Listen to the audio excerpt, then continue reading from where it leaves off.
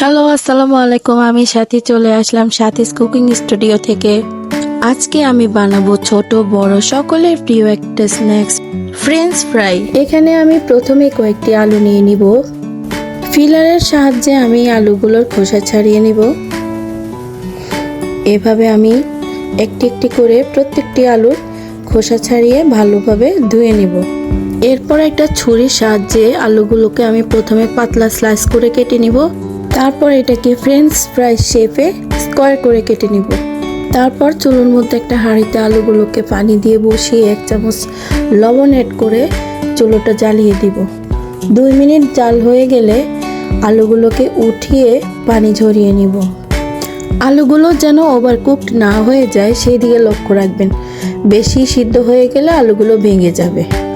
এরপর এখানে আমি অ্যাড করব 1/2 টিস্পুন হলুদ গুঁড়া, 1/2 টিস্পুন মরিচের গুঁড়া, 1/2 টিস্পুন জিরের গুঁড়া এবং রুম টেম্পারেচারে রাখা একটি ডিম। এরপর এখানে অ্যাড করব আমি 1 টেবিল স্পুন বেসন আর 1 টেবিল স্পুন কর্নফ্লাওয়ার। এরপর এখানে দিয়ে দিব কিছুটা গরম মশলার গুঁড়া আর 1/2 চা চামচ পরিমাণ গোলমরিচের গুঁড়া।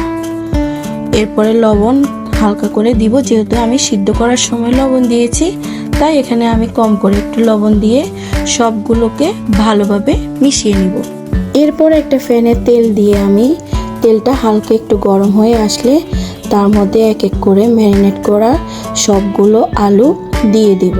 যেহেতু আমি আগে থেকেই আলুগুলোকে হাফ বয়েল করে রেখেছি সেহেতু এখানে চুলার হিটটা মাঝারি রেখে সবগুলো আলু বাদামি করে ভেজে নিব। একটা ছাঁকনির সাহায্যে আলুগুলোকে তেল ঝরিয়ে তুলে নিব। এই যে তৈরি হয়ে গেল আমার মজাদার স্বাদের ফ্রেঞ্চ ফ্রাই।